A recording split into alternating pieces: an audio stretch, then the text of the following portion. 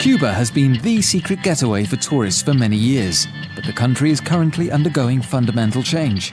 Fidel Castro's brother Raúl has opened up to the West the last socialist paradise on earth. How is the population doing in this new society between socialism and capitalism? I was born in Havana, but for the past 10 years I've lived in Germany. On this journey through Cuba, I want to find out how the people are coping in this time of new beginnings and to rediscover my home.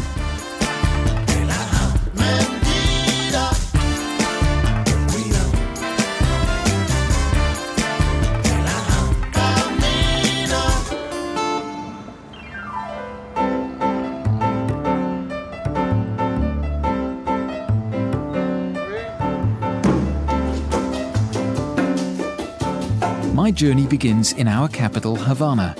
The city of 2 million on the Atlantic Ocean is the largest metropole of the Caribbean.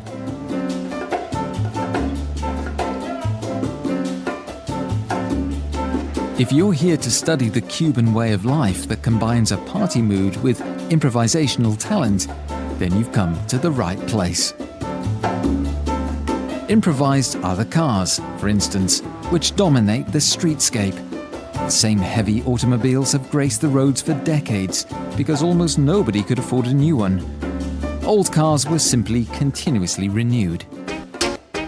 I'm going to need some wheels for my journey, so I head for the outskirts of town, where the people still mostly fend for themselves.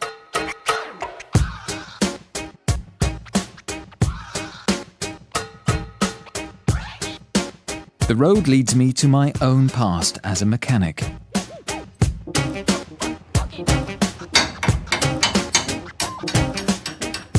I visit my old friend Planche at his garage. I was the one who taught him his trade many years ago.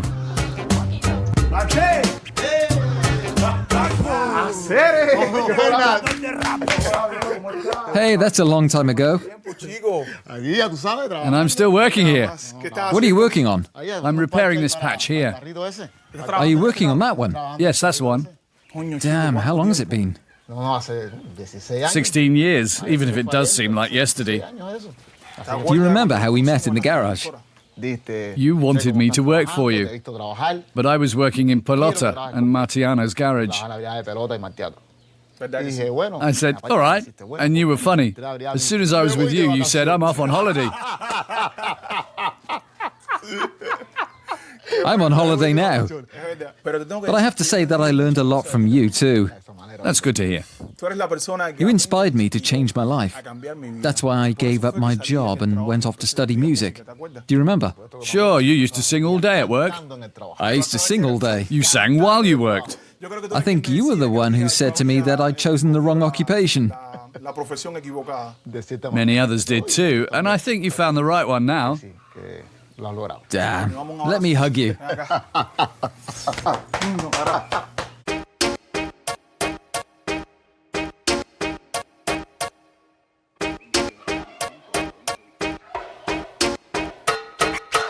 Can I borrow one of your cars? My car's your car. Damn. Thank you, brother. Is this the one in order, or is it broken down? No, that one is in perfect order. There's just a screw that doesn't tighten properly. It's loose. It makes a noise, and for safety's sake, it has to be tightened. Let's have a look. This has to be welded. The rest is in perfect order. Let's do it. Yes, why not? Thanks, my friend.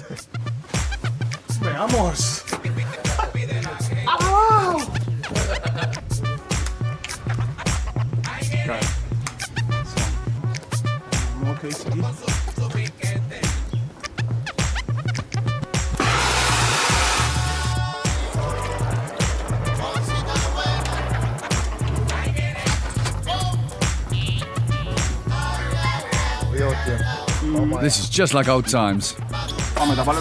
Let me seal the gaps. Who knows when I'll next get an opportunity to do some welding.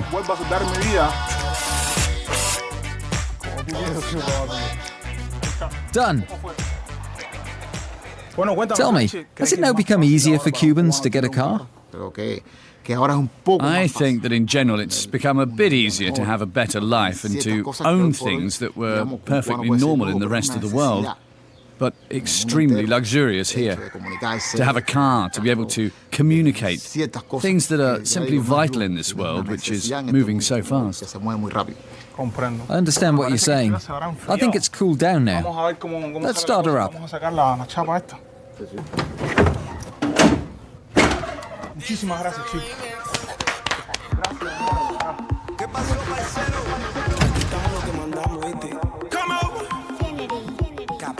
I'm very happy indeed to have a car, even if it's not the fastest in the world, and a bit of an adventure to drive. I gave up my career as a car mechanic in order to become a singer. I was lucky and was accepted at Havana's world-famous Tropicana Club. That's where we're heading next.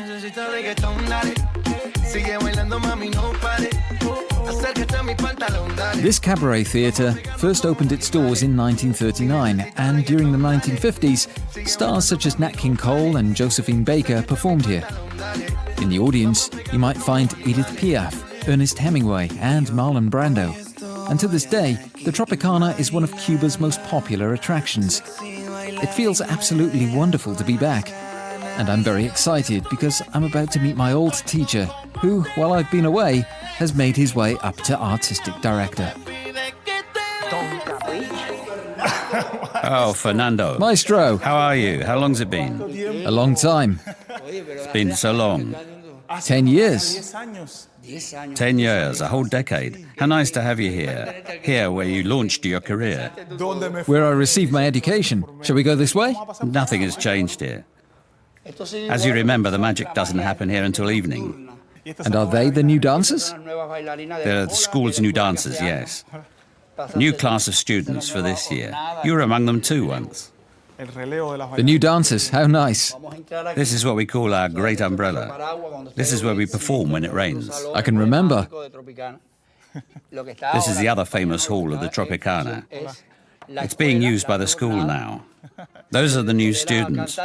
Fernando was a singer here, and he went to the dancing school here too. Then he went off to launch a career in Germany when he was in the musical The Lion King. So keep at it. Never lose sight of the dream of becoming an artist. That's the most important thing.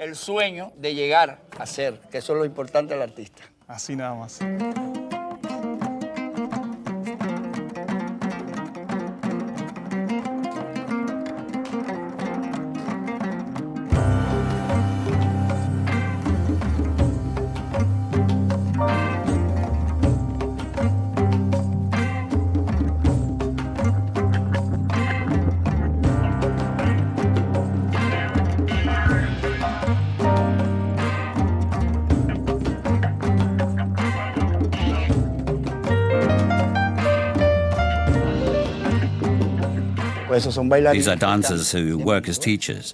They teach the girls style and elegance. They need to be able to dance the popular dances elegantly too. When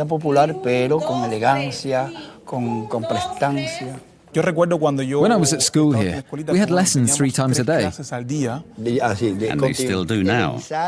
And there are daily rehearsals of at least 2.5 hours because audiences have to be able to count on one thing: quality. This place is an example to all the rest.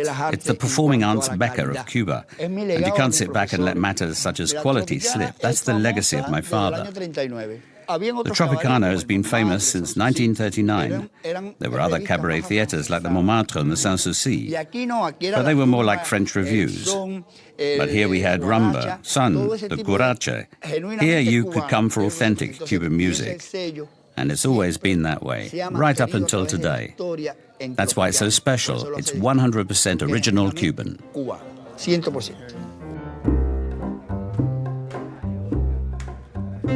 Each year, 60 dancers start the course here, and only 40 or so complete it. The Tropicana is the only school in the country where you can become a revue dancer, and it's still a springboard to possible global fame.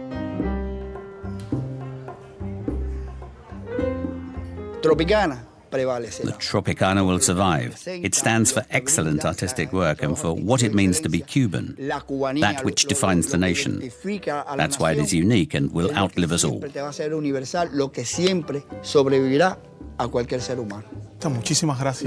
Thank you for remembering us and returning to your seminal roots. I'll never forget my time here. Good luck, even if it's something that I shouldn't say to a performer. Thank you, Maestro.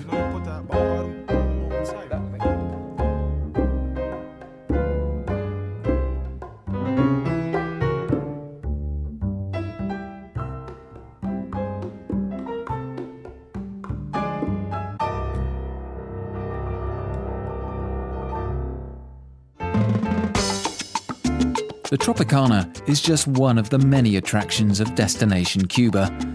Never have so many tourists come here as they do now.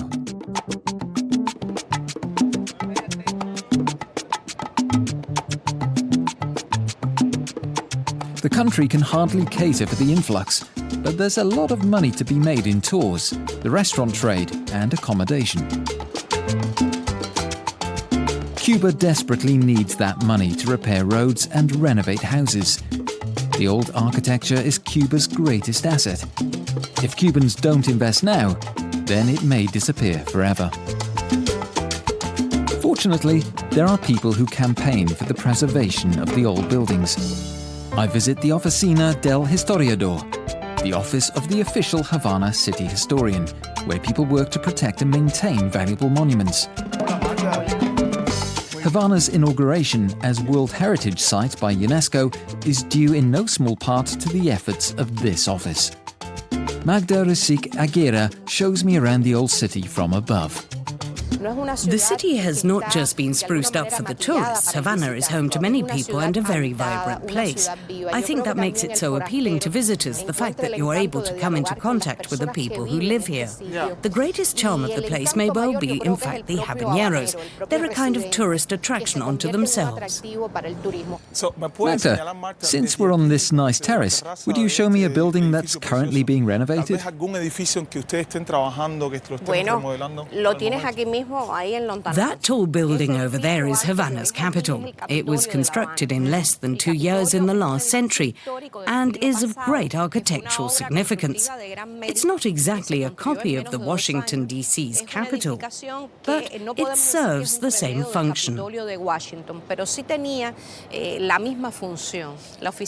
It's our bureau's biggest project. We're completely renovating and refurbishing this most important of buildings. It's an incredibly ambitious project, and when it's finished, the Cuban Parliament, its National Assembly, will move back into it.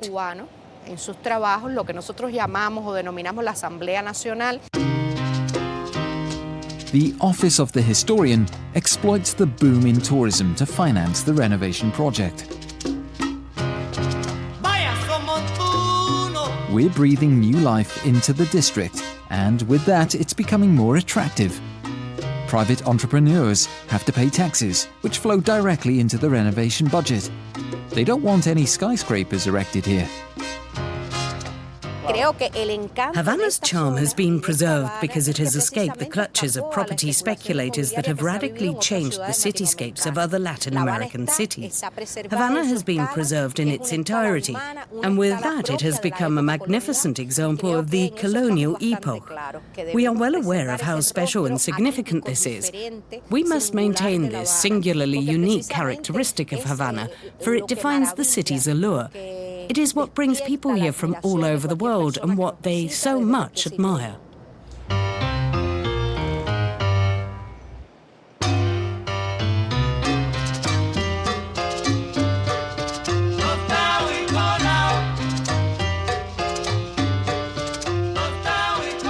The priorities in the renovation project are quite clear to see. For the time being, it is confined to the areas visited by tourists. Other Havana districts are being neglected and facing rapid dereliction. The climate eats away at the buildings, and houses regularly collapse due to material damage.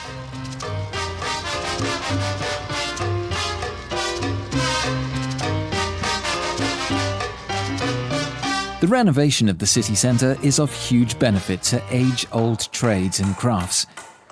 Traditional craftsmanship is undergoing a renaissance. In this carpenter's workshop in the old city centre, they're working on the window frames of colonial mansions. The workshop has stood here for more than 20 years, but only now are the orders for restoration work coming in thick and fast. Hello. Fernando, how are you? Fine, fine. So you recycle timber to build the parts that you'd otherwise be unable to get hold of? And where do you get the wood? Do you recycle wooden beams from collapsed houses, for instance? On occasion, when houses collapse, we'll take the opportunity. Then you take the wood and the windows. The carpenters have done a lot of work on schools and hospitals, and many of the commissions come through the city council. The carpenters have now also, however, been granted license to work independently for whomever they want.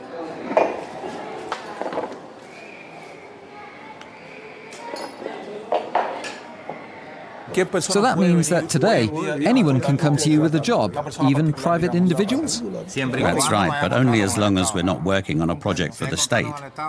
As soon as one of those comes along, we have to cease all work for private individuals, trade license or not.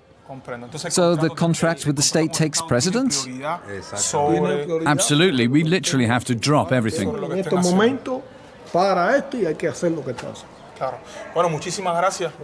Thank you very much for this interview. Thank you, my friends.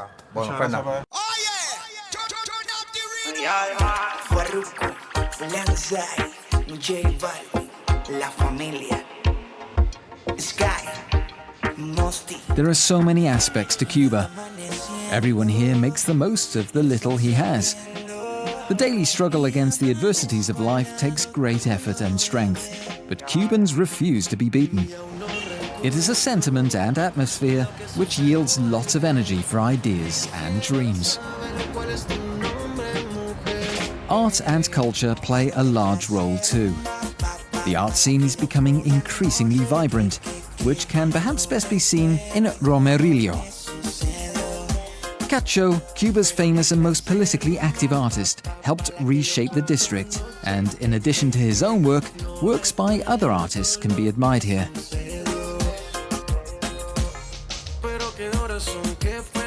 Cacho is Cuba's biggest star in the art world. He has his studio in the Romerillo district too. The Estudio Romerillo Laboratorio para el Arte. It is, however, much more than a mere artist's studio.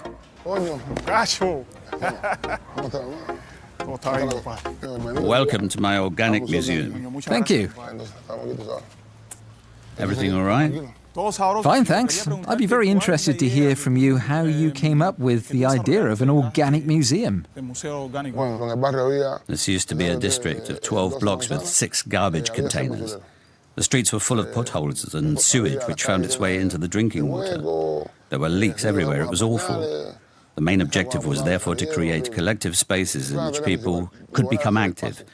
We resurfaced the roads, installed street lights, cleared up the garbage, and built parks. We created a community undergoing change. I see it as a work of art too, of course. I make installations, and I am a sculptor. But this here has to be my biggest and most complex installation. To be able to see how people's lives can improve makes one think. And of course, I mean to inspire and motivate others. And this wall here? This is one of my works. They're bricks that I'm handing out to the people. If you want to build a 4-square-meter room, you need 2,000 bricks, and a brick in Cuba costs between 5 and 10 pesos. So you're going to need at least 10,000 pesos, while 500 pesos is considered to be a good monthly salary. This artwork was born out of the acute desperation of people's plight. This is a project I'm preparing for China, an exhibition. It's a great honor. Cacho, Cuba's son. It is my first exhibition in China, the first ever exhibition by a Cuban artist, in fact, in that great nation. We're very happy about it indeed. You're like an art ambassador for Cuba. China is one of the largest art markets in the world, and Cacho intends to bring Cuba to it. Until now, nobody has seen any of the sketches and designs for the exhibition in Shanghai.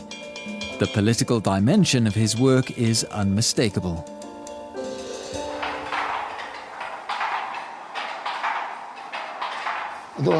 This work is called A Minute's Silence. It is dedicated to the dead, the people who perish at sea in search of hope. When you enter the room, they stop for 1 minute, then they move around again.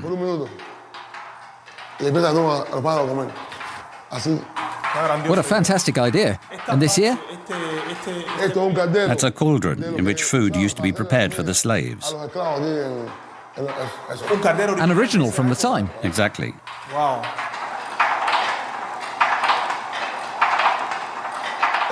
This is also a very important work to me. It's called Few Words. It's a boat and its sail is a harp. I take out the harp and fill it with water, root vegetables and a pig to make a caldosa, the traditional Cuban stew. We make it on my birthday and for important feasts with lots of people on cold days. Out in the street, Cacho's caldosa is very popular and everyone comes. The boat is coming along to China too, as is the caldosa. You can get a whole pig and 55 gallons of water in there, and the stew is stirred with an oar. Wow, qué idea más genial. Everybody loves it.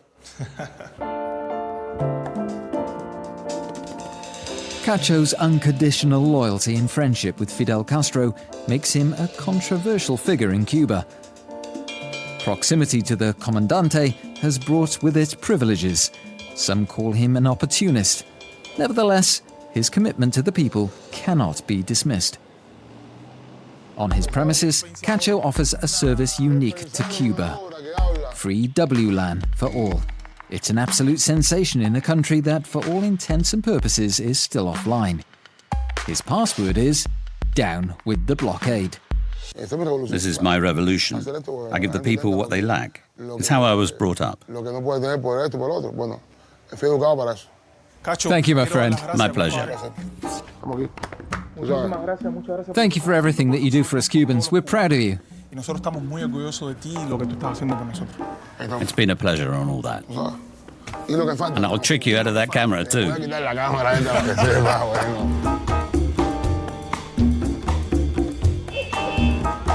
On the face of it, Havana is still the city of my youth, but already today I have sensed bubbles beneath the surface. Opening up this socialist country to private sector initiatives will change a lot. One still relatively new opportunity to earn money is letting private accommodation to tourists. Above the roofs of the city lies the Casa Rosa de Ortega, which was built by the married couple Julia and Silvio. When they inherited a grand but run-down mansion, both gave up their jobs to focus on the renovation and development of the house. Now they offer tourists luxury holiday accommodation. Standards this high are still an extreme rarity in Cuba. We built a small romana here. It's almost like a jacuzzi, a bath in which to relax. Was it one of your husband's ideas? Yes, he comes up with these things. I take care of the day-to-day stuff. He makes plans for the future. He holds on to the dreams. This is Fernando. Pleased to meet you.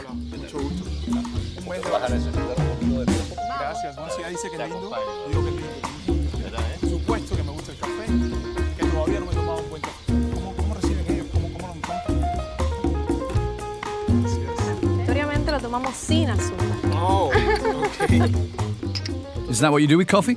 Well, yes, why not? I've never seen this before, but who cares? We're Cubans. From now on, we'll drink coffee like this. I was told that this is one of the very first places in Cuba to offer rooms for rent. Actually, we were the first to be granted a license to do so. But we'd already started before the law changed. before it was legal. There were already laws for private enterprise, but they ignored tourism. And in that sense, nothing was clearly defined. It was a long struggle lasting 10, 15 years, during which we lived on an absolute minimum. During that time, and taking steps ever so small, we renovated and extended the house. Now we're almost finished. Did you finance it yourself? Yes, but we also had a lot of support from friends. There was a net of solidarity. How has tourism here developed over the past years? It's developed hugely. Cuba will soon be welcoming 110 scheduled daily flights from the US alone, 20 of which to Havana. And then there are the ferries and cruise ships that will be arriving each week. It's going to stimulate and develop the entire economy. Am I right in thinking that we're going to make something to eat? Let's go. Can you cook? I can't. Sure I can. Well then.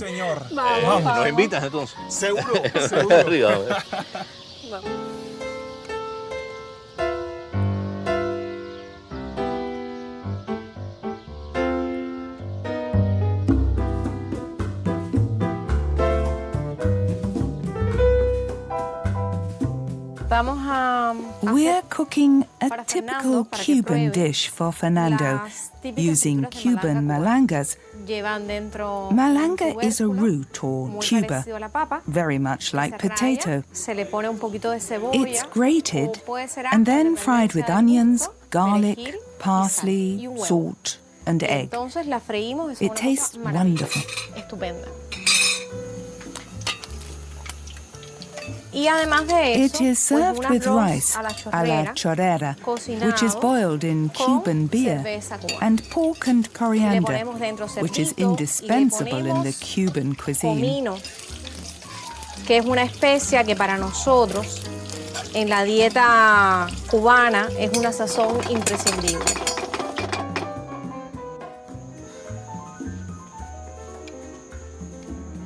And here it is. Wow. Espero que te I hope you like it. Sí, señora. Muchas gracias. Would you like some lemon? Buen apetito. Buen Y en lo que apetito. ustedes hablan, yo voy... Gracias.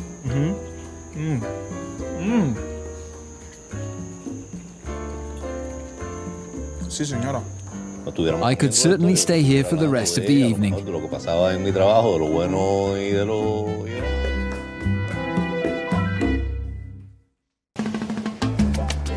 When night falls over Havana, however, I long to hear music. That's why I'm meeting one of the most famous and successful musicians of our time, Alexander Abreu.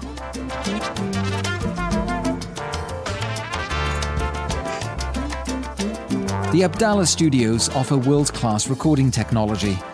Cuba's biggest names have passed through its doors, and Wim Wenders shot Buena Vista Social Club here.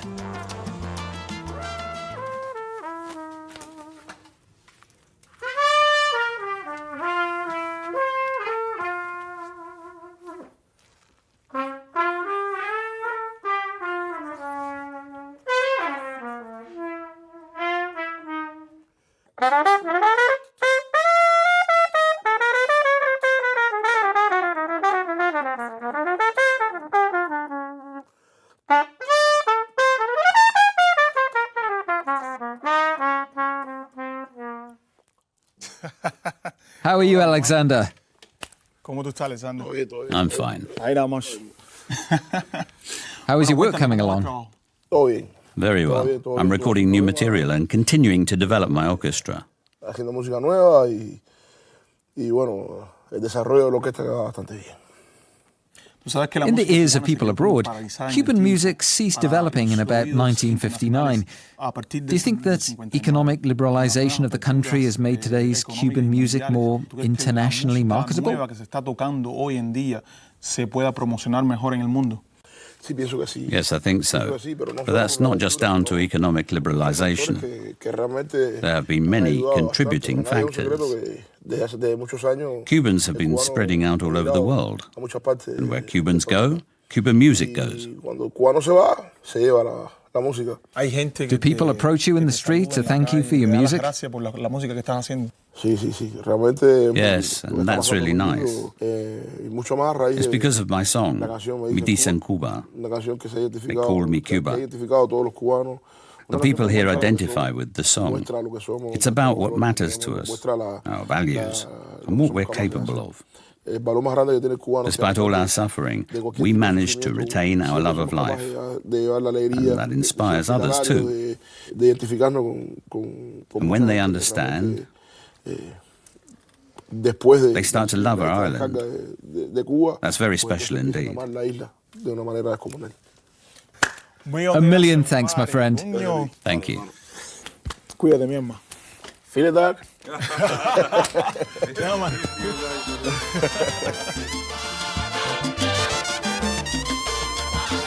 What an amazing musician, and what a wonderful end to the day.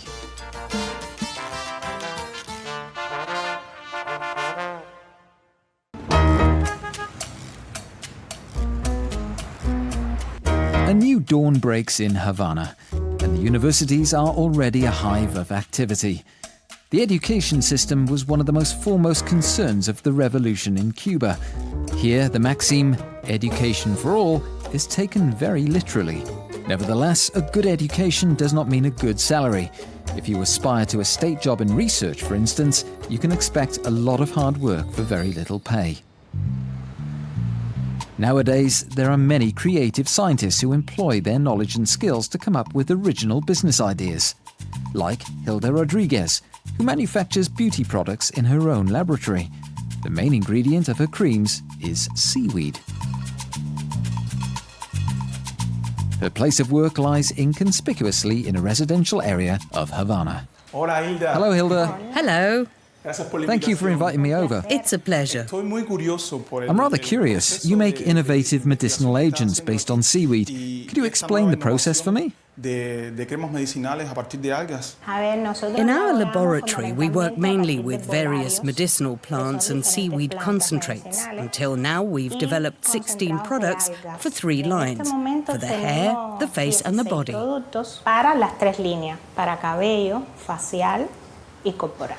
Are your products known only in Cuba? No, they're just known here. We have many friends who have recommended our products to others, including people from abroad, who have tried them and were very satisfied. We get a lot of positive feedback.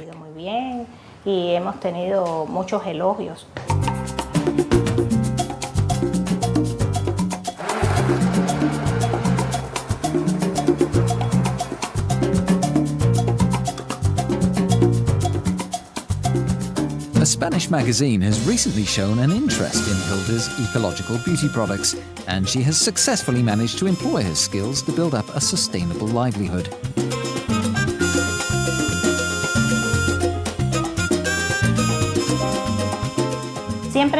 I always had the dream of owning my own laboratory and producing things that I create myself.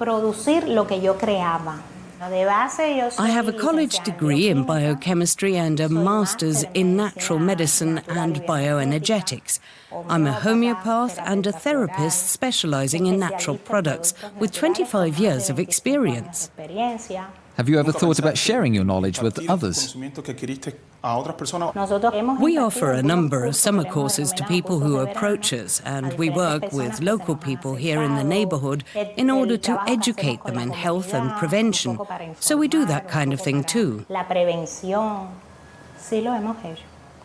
Thank you once again for your invitation, and I wish you the best of luck for the future.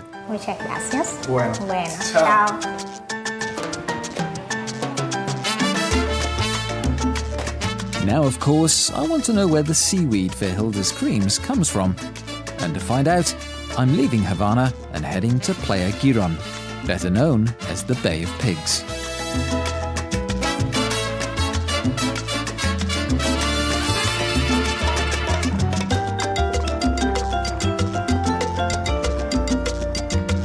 Hilda's husband collects the seaweed straight from the sea. Maybe he'll take me for a dive.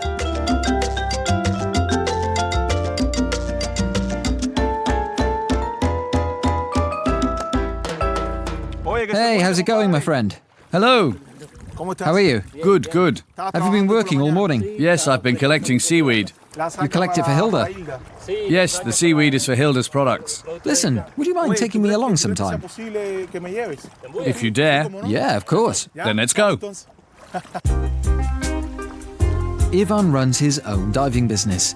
He shows tourists the diversity of Cuba's coast. Today, I have the privilege.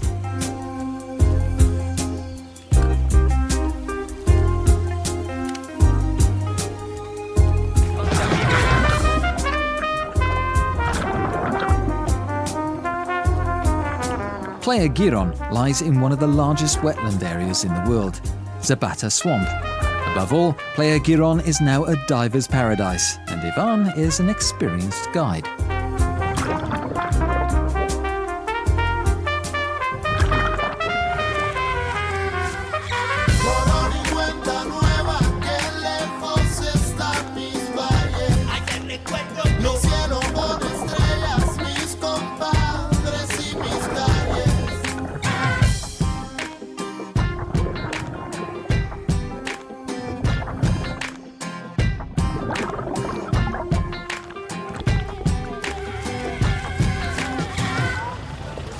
How long have you been collecting seaweed for Hilda? The project with the seaweed started about 5 years ago. Did she already know which seaweed she needed, or did you give her the idea? No, it's all to her credit alone. I'm just the seaweed collector. Tell me about your diving business. We cater for tourist dives only, purely for recreational purposes. Our diving station is very environmentally aware. We don't fish the waters around here all year round. People come here to take photographs, go on excursions to the islands, and simply enjoy our coastal waters, which are among the largest nature reserves in the Caribbean. I simply liked the coast around here. At first, I only went diving in my spare time. But then I took part in many events, like one about underwater photography, for instance, and I discovered how beautiful our coastal waters really are. And since tourism in Cuba has been growing and growing, demand has steadily increased.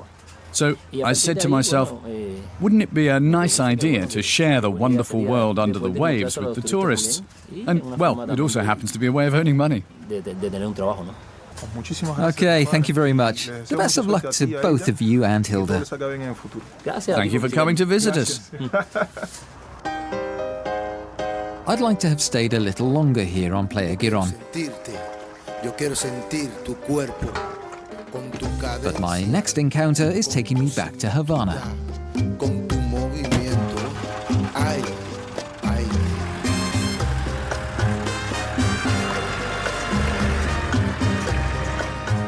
There, I'm to meet a person who has a rather exceptional job, and I'm looking forward to it because she's very dear to me.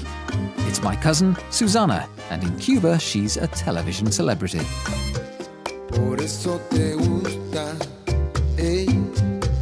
por eso me gusta a mí, ay, para querernos, para amarnos, noche por noche, día a día, cha, cha, cha. Baila mi cha, cha, cha, rico cha. Oye, corazón. Baila mi cha, cha, cha. Cuando bailas este rico cha, cha, cha. I meet Susana during filming at the TV studio, where they produce a typical series with long dialogues and big emotions. That's what Cuban telenovelas are like.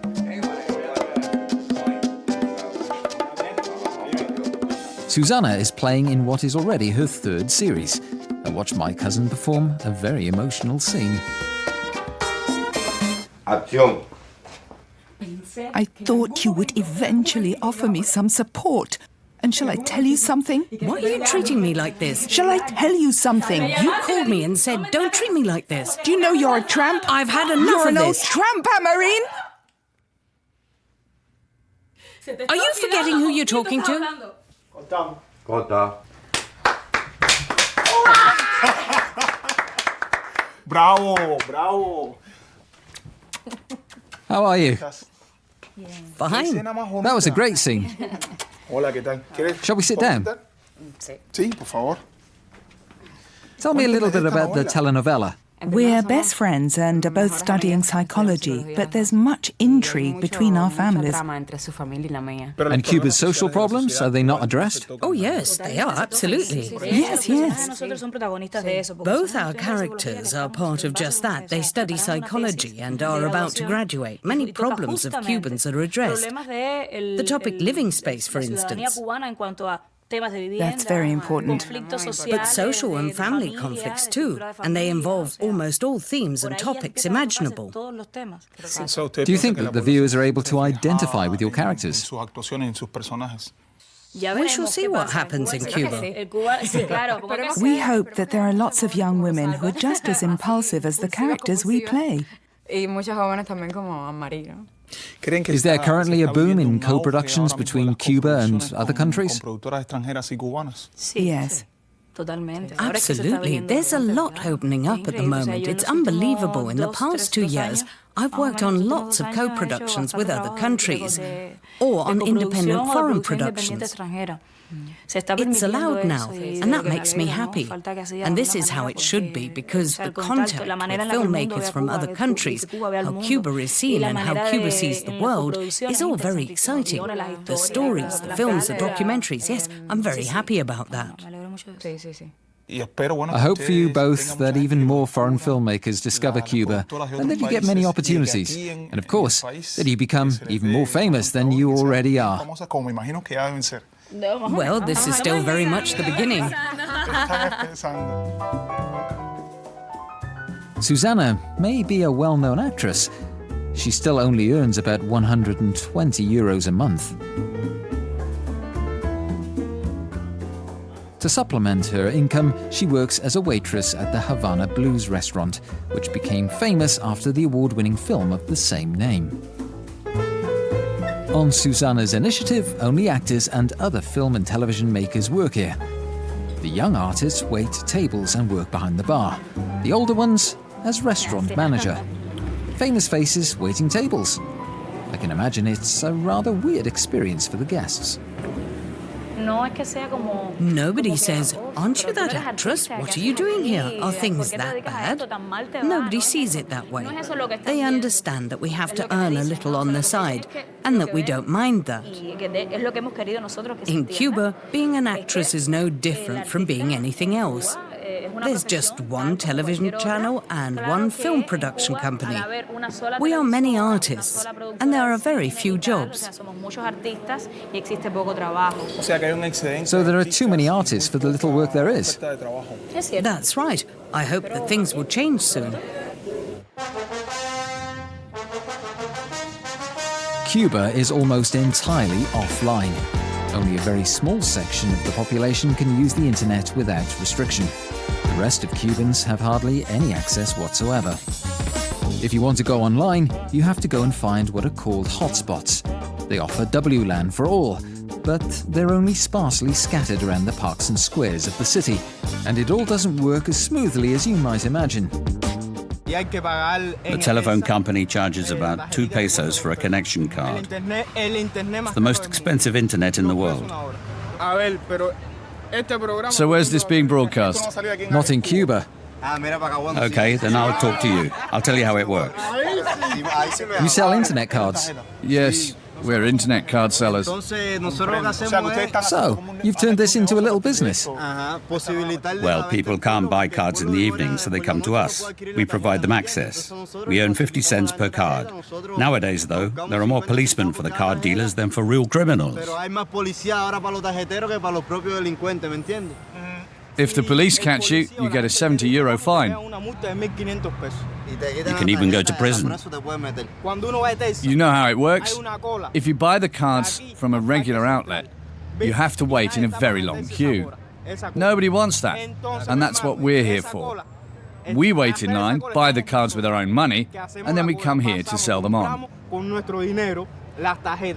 If you can, 15 or 20 cards at Texa, then you don't have to buy them from me. But the government sells just 3 cards per person per day. 6 pesos for 3 cards, and you wait in the queue there all morning, then you can't go to work anymore. You could be standing there for 5 hours. How many cards do you sell a day? Just 8 or 10 cards around here because there are a lot of dealers. If you can only legally purchase 3 cards a day, how do you get hold of yours? We stand in line here and then we stand in line there. You just go to another outlet and join the queue again. So you buy them in the mornings and sell them in the afternoons? Yes, you buy 7 or 10 or 12 cards in the morning and sell them in the afternoon. Thank you very much. I hope that things will change for you someday soon. So do we. Internet availability is increasing only very slowly. There is a master plan in place, but it will only come into effect when a fiber optic cable reaches the country from Venezuela. Nevertheless, many people are preparing for new times. I meet a couple of entrepreneurs who have built an app with which they're already anticipating the future. Mi nombre es Fernando. John, mucho gusto. Estábamos aquí viendo el rediseño de la mesa. We launched the A la Mesa project in 2010 in response to the shifting relations between the United States and Cuba. That's when we started thinking about the business model. A ver la posibilidad de establecer un negocio. A la Mesa is an app that lists and rates restaurants and bars. The most important thing about it is that it also works offline.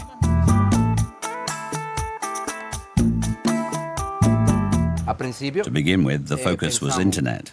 But a large proportion of the people we want to reach, and for whom we made the website, are Cubans with very little internet access. So we decided to adapt the technology to what is possible in Cuba. Today we rate more than 630 restaurants in 9 of the country's provinces. We have people in each of these provinces who know the area and work direct with the local restaurants. Obviously, we want to expand our presence to include all the country's provinces. It's important to understand the logic. You can't be active globally if you're not pulling your weight locally. You can't expect to sell yourself all over the world if the service you're offering isn't known in your own country. Was it hard to set up this project legally? There were some problems at first, but we managed to overcome them. There are possibilities within the law. A couple of changes to the law was very convenient for us. There are many more possibilities for private enterprise in Cuba nowadays. It was the genesis for A la Mesa. In 2010, a number of laws were abolished to make doing business independently easier. It led to the boom in Cuba's restaurant trade, but also created a legal framework in which we could launch our project. What we really want is to operate as a proper business, but what we have at the moment is merely a license to work independently. I think that if things were thought through better and adapted to the needs of Cubans who want to get ahead, then that would solve many problems. Now, of course, I want a restaurant tip from A la Mesa. The app proves itself in an instant. Cuban food on the seafront. I drive to our destination with Yondana. It's a wonderful place situated just beneath the fort. It's so beautiful here that tonight a wedding party has even descended upon it. The restaurant trade has become one of Cuba's most important economic sectors.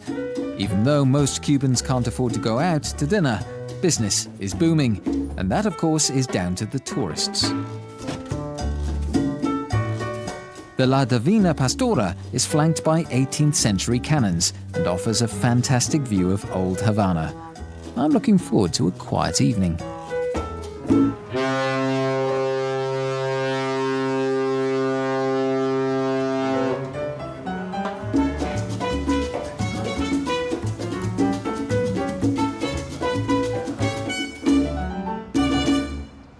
So what does the future hold for internet businesses in Cuba?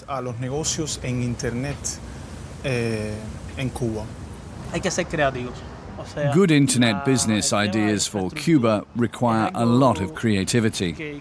The infrastructure here is among the poorest in the world, and proper infrastructure is precisely what you need if you're going to develop business models that work over the internet. Are there many people like you who have studied information technology, are highly qualified, and yet have no work? Well, I have friends who have decided to leave Cuba in order to find work elsewhere. But I know others too who have stayed. It's a personal decision. I think that anybody who wants to leave because they believe they can find their fortune elsewhere should have the opportunity to do so. But right now, there are more and more opportunities being created in Cuba too. Opportunities to do things, big things. Whether they'll be successful is a matter of creativity. First, we should analyze how the world really works. What are the dynamics outside Cuba, and how can they best be employed here? And that without losing sight of the fact that each and every project you embark upon should improve your country as a whole. Every initiative that you want to be successful with and that you want lots of people to use should also benefit the place where you yourself live, don't you think? Yeah, I wish you the best of luck with A La Mesa. Cheers. Y vamos a hacernos un brindis. Muchas gracias. Y salud. Y a comer.